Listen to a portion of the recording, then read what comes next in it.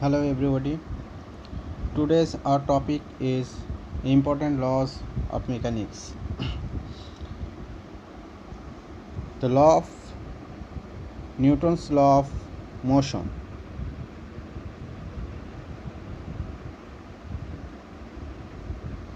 Newton's law of motions.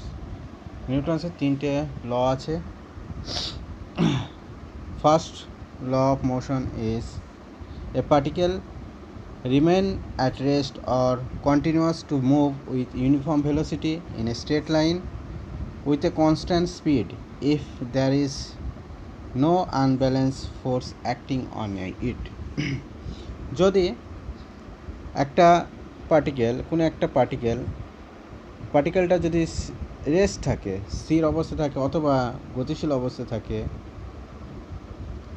যেটা ততক্ষণ পর্যন্ত সেম থাকবে, সেম স্ট্রেট লাইনে অ্যাট কনস্ট্যান্ট স্পিডে ততক্ষণ পর্যন্ত থাকবে যতক্ষণ পর্যন্ত না আমি ওই বডির ওপরে কোনো এক্সটার্নাল এজেন্সি আমি অ্যাপ্লাই না করছি, যতক্ষণ পর্যন্ত আনব্যালেন্স ফোর্স তার উপরে অ্যাক্টিং না হচ্ছে. সেটা হচ্ছে নিউটনস ফার্স্ট ল.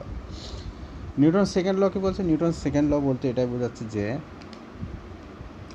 নিউটনস সেকেন্ড লতে বলছে the acceleration of A particle is proportion to the vector sum of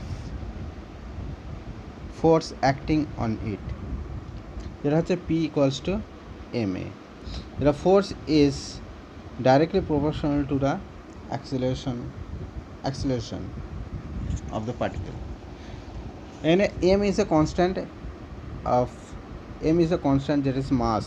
M is the mass and a is the acceleration of the particle. The force is equals to mass into acceleration.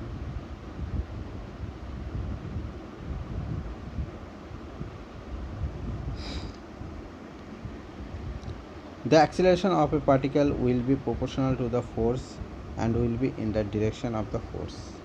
একটা নির্দিষ্ট direction আছে ফোর্সের, সেই ফোর্সের ডিরেকশনের দিকে যে অ্যাক্সিলারেশনটা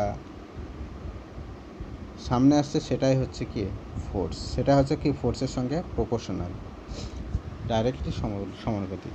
Newton's third law কি বলছে? নিউটনস থার্ড ল এটাই বলছে যে দ্য ফোর্স অফ অ্যাকশন আর reaction force of action and reaction between interacting bodies are equal in magnitude, opposite in direction and collinear.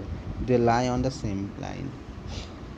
এটা বলতে গেলে পরে এটাই বোঝায় যে every action has an opposite reaction. এরা প্রত্যেক ক্রিয়ার সমান ও বিপরীত প্রতিক্রিয়ায়. আমার নিউটনস থার্ড ল নিয়ে আমাদেরকে এখন সামনে এগোতে হবে. জাস্ট এই তিনটে হচ্ছে Newton's law, Newton's first law, Newton second law, Newton third law. এটা আমরা ছোটোবেলায় অনেক পড়েছি, আমরা জানি. ঠিক আছে, এর কোনো ডিসকাশন সেরকম কোনো কিছু আমাদের সিলেবাসে নেই. আমাদের নেক্সট দেখতে হবে কিছু ল আরও আছে, সেগুলো সেই প্রিন্সিপালগুলো দেখে নিই. যেটা principal of transmissibility of force, এটা অনেক আগেও দেখেছি, আমরা পড়েছি স্কুল লাইফে. প্রিন্সিপাল অফ ট্রান্সমিসিবিলিটি ফোর্স কি বলছে? The state of rest or motion of A rigid body is unaltered if a force acting of a body is replaced by another force of the same magnitude and same direction but acting anywhere on the body along the line of action of the applied force. এখানে principal of transmissibility of force এটা বলতে বোঝায় যে একটা rigid body, একটা force আমি এখানে apply করছি,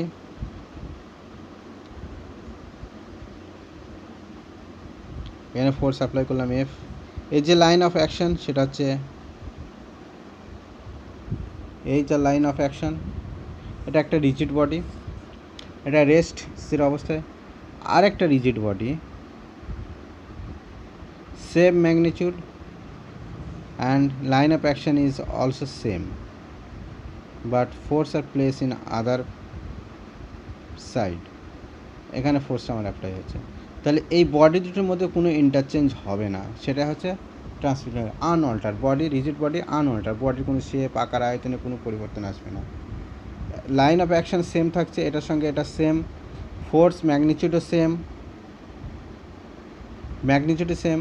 তাহলে কি এটার ক্ষেত্রে কি বডি দুটো কি আনঅল্টার, বডির মধ্যে কোনো শেপের আকার আয়তনে কোনো পরিবর্তন আসবে না, এটা হচ্ছে law of transmissibility of force. Now the next is parallelogram law of force. Parallelogram law of force is very important, পরীক্ষাতে বহুবার আসে, এই কোশ্চেনটা খুবই ইম্পর্টেন্ট। এটা স্টেটমেন্টটা কি? স্টেটমেন্ট হচ্ছে if two force acting at a point be representative in magnitude and direction by the two adjacent side of parallelogram, then the resultant is represented in magnitude and direction by the diagonal of the parallelogram passing through the point, passing through that point. তাহলে parallelogram ল আমি এখানে simple আমি বুঝে নিই যে কী বলছে এখানে, এটাই বোঝাচ্ছে। এখানে ছোট্ট করে আমি একটা ডায়াগ্রাম করে আমি তো পরে বোঝাচ্ছি যে দুটো ফোর্স একটা সিঙ্গেল পয়েন্টে অ্যাক্টিং হচ্ছে, acting at a single point. এই ফোর্স হচ্ছে পি ফোর্স, এটা হচ্ছে কিউ ফোর্স। আমাকে এখানে কী বার করতে হবে যে the two force acting at a point be represented in magnitude and direction by the two adjacent side of parallelogram. এটা একটা প্যারালোগ্রামের একটা সাইড, একটা বাহু, এটা একটা প্যারালোগ্রামের একটা বাহু। প্যারালোগ্রাম বলতে সমান্তরিক, যেটা বাংলাতে বোঝায় সমান্তরিক। Same represented magnitude and direction হচ্ছে ডিরেকশন, এটা হচ্ছে direction, magnitude P magnitude Q magnitude by two adjacent side of the parallelogram, then their resultant is represented in magnitude and direction by the diagonal of the parallelogram passing through the same point. যদি আমি এখানে একটা parallelogram draw করি, তাহলে এর যে ডায়াগোনালটা হবে, এই ডায়াগোনালটা হবে রেজাল্টেন্ট ফোর্স, এটা হবে প্যারালোগ্রাম ল অফ ফোর্স। এই ডায়াগোনালটি রেজাল্টেন্ট ফোর্স আর, এটাকে আমাকে ফাইন্ড করতে হবে। তাহলে এখানে ও পয়েন্টে আমার ফোর্স অ্যাক্ট হচ্ছে, দুটো ফোর্স, একটা হচ্ছে পি ফোর্স পি ম্যাগনিটিউড, একটা হচ্ছে কিউ ম্যাগনিটিউড। এটা পয়েন্ট এ, এটা পয়েন্ট বি, এটা এ বি সি। এখানে আমি আরও এটা যদি পারপেন্ডিকুলার আমি যদি ড্র করি, তাহলে এ পয়েন্ট আমি দিলাম ডি। তাহলে এটা সমান্তরাল, এটা সমান্তরাল, দুটো প্যারালাল। তাহলে এখানে এই যে ফোর্সটা হবে, এই ফোর্সটা হচ্ছে এটা ইকুয়ালস টু, এটা প্যারালাল পি, এটার সঙ্গে এটা প্যারালাল, এটা কিউ, এটা হচ্ছে রেজাল্টেন্ট ফোর্স আর। এটা টোটাল অ্যাঙ্গেল অফ প্যারালোগ্রামের, এটা অ্যাঙ্গেলটা হচ্ছে আলফা। তাহলে এই অ্যাঙ্গেলটা হবে সেম আলফা,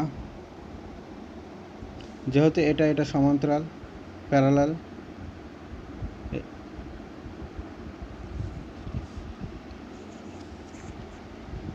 তাহলে এখানে ও বি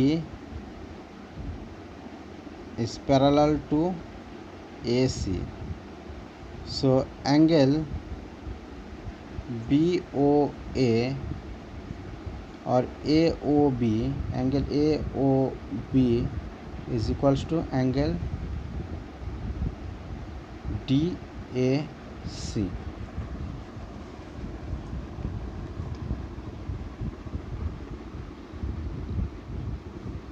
তাহলে এখানে সিডি ইকুয়ালস টু কত হবে? সিডি ইকুয়ালস টু হবে, এটা হচ্ছে আমরা যদি ত্রিভুজের যদি ফর্মুলা যায় সমকোণী ত্রিভুজের, তাহলে এটা পাবো যে এটা একটা সমকোণী ত্রিভুজ, এটা হচ্ছে 90 ডিগ্রি, এটা অ্যাঙ্গেল যদি আলফা অ্যাঙ্গেল হয়, তাহলে এটা হচ্ছে পারপেন্ডিকুলার, এটা বেস, এটা হাইপোটেনাস। তাহলে এখানে সাইন থিটা ইকুয়ালস টু আমার আসবে sine theta equals to P by H, and cos theta equals to হবে কস আলফা, আলফা ইকুয়ালস হবে বি বাই এইচ।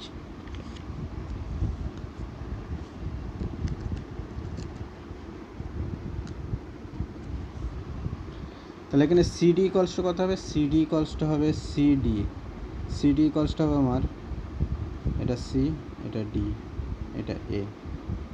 তাহলে সিডি ইকুয়ালস হবে যেটা পি, সিডি ইকুয়ালস হবে এইচ সাইন আলফা। তার মানে কত হবে? এইচ হচ্ছে এটা Q sine alpha, CD equals Q sine alpha, and AD equals to Q cos alpha. Now total OD equals to হবে কত? OD equals to হবে OA plus AD. This equals to OA equals to P plus Q cos alpha.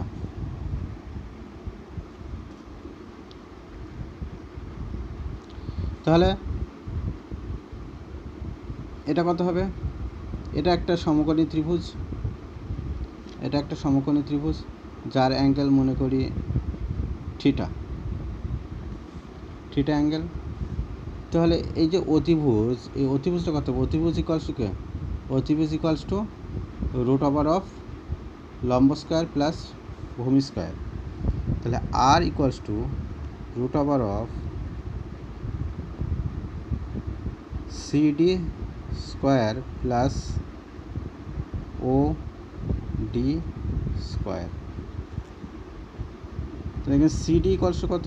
CD equals হচ্ছে Q sine alpha square plus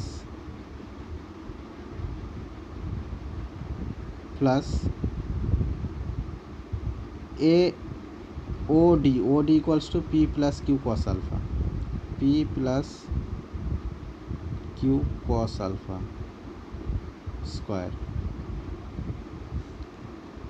then root over of Q square sin square alpha plus এটাকে A plus B whole square formula নিয়ে যাই, P square plus 2PQ cos alpha plus Q square cos square alpha। তাহলে এখানে আর equals হবে root over of P square plus Q square common নিয়ে এখানে sine square alpha plus cos square alpha plus 2PQ cos alpha। এখানে Q square sine alpha and Q square cos alpha, এখান থেকে আমি কিউ স্কোয়ার কমন নিচ্ছি, তাহলে কি sine square alpha and cos square alpha পড়ে থাকছে। তাহলে কিউ স্কোয়ার কমনে sine square alpha plus cos square alpha, আর এটা হচ্ছে 2PQ cos আলফা।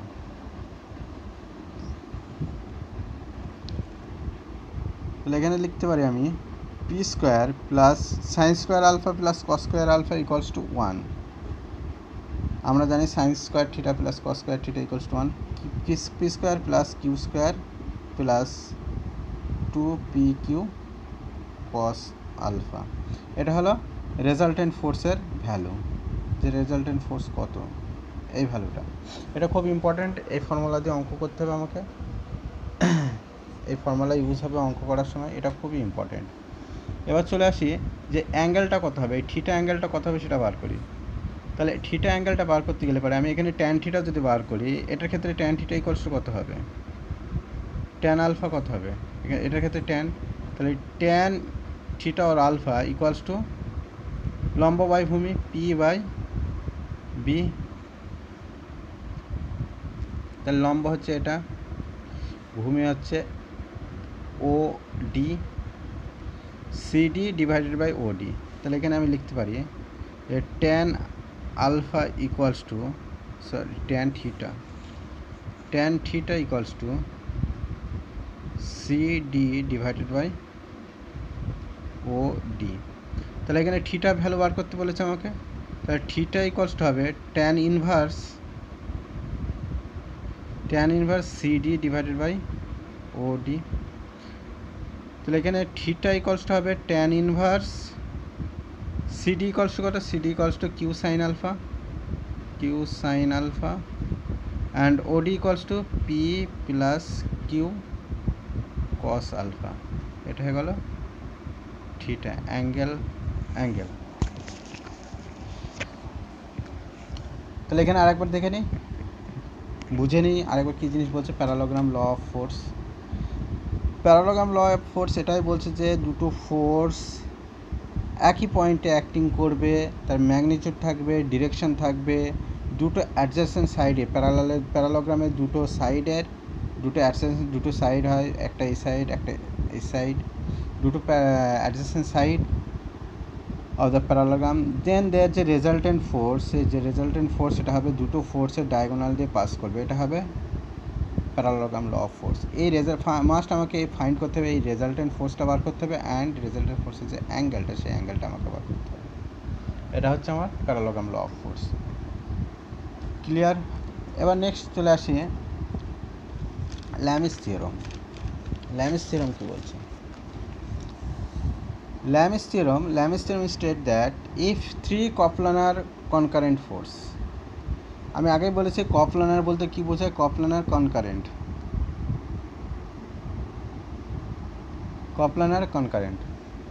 কপ্লানার বলতে এটাই বোঝায় যে একটা প্লেনের উপরে, সিঙ্গেল প্লেনের উপরে ফোর্সটা অ্যাক্টিং করবে, আর কনকারেন্ট বলতে এটাই বোঝায় যে ফোর্সগুলো একটা পয়েন্ট দিয়ে পাস করবে, সেটা হচ্ছে কোপ্লানার কনকারেন্ট ফোর্স। তাহলে এখানে তিনটে কোপ্লানার concurrent force P Q R তিনটে কোপ্লানার কনকারেন্ট ফোর্স, যেহেতু একটা সিঙ্গেল পয়েন্ট দিয়ে পাস করছে তিনটে force, acting on a point in a body keep it in equilibrium, বডিটা ইকুইলিব্রিয়াম হতে হবে, ইকুইলিব্রিয়াম বলতে কি সাম্যাবস্থায় থাকতে হবে। Then each force is proportional to the sine of angle between the other two forces. যে ফোর্সটাকে আমি ফাইন্ড করবো সেই ফোর্সের সঙ্গে প্রপোর্শনাল কি থাকবে, সেই ফোর্সের প্রপোর্শনাল থাকবে সাইনের সঙ্গে সমানুপাতিক থাকবে, sine of the other two ফোর্সের যে অ্যাঙ্গেল। যেমন হচ্ছে পি ফোর্সের অপোজিট অ্যাঙ্গেল কি আছে, পি ফোর্সের অপোজিট অ্যাঙ্গেল আছে আমার এই অ্যাঙ্গেলটা আলফা। তাহলে ল্যামিস থিওরাম কি বলতে চাচ্ছে? ল্যামিস থিওরাম এটা বলতে চাচ্ছে the each force is proportional to the sine of the angle between other two forces, সাইনের সঙ্গে সমানুপাতিক থাকবে। তাহলে P divided by sine alpha, Q এর অপোজিট অ্যাঙ্গেল হচ্ছে beta, Q divided by sine beta, আর ফোর্সের অপোজিট অ্যাঙ্গেল আছে গামা, আর ডিভাইডেড বাই সাইন গামা। এটা হচ্ছে ল্যামিস থিওরাম। এটা খুব ইম্পর্ট্যান্ট। এই ফর্মুলাটা অ্যাপ্লাই করে আমি সমস্ত নিউমেরিক্যাল প্রবলেম আমি সলভ করব এই ফর্মুলা। এটা হচ্ছে 5 স্টার মেরে রাখো, 5 স্টার। এটা খুব ইম্পর্ট্যান্ট। এই ফর্মুলা দিয়ে আমরা কি এই ফর্মুলা দিয়ে প্রবলেম সলভ করব। আর মেন প্রবলেম হচ্ছে এখানে হচ্ছে মেন ক্রাইটেরিয়া হচ্ছে যে ইকুইলিব্রিয়াম, বডিটা ইকুইলিব্রিয়াম থাকতে হবে। বডি যদি ইকুইলিব্রিয়াম না থাকে তাহলে কি ল্যামিস থিওরাম অ্যাপ্লাই হবে না। Body always in equilibrium.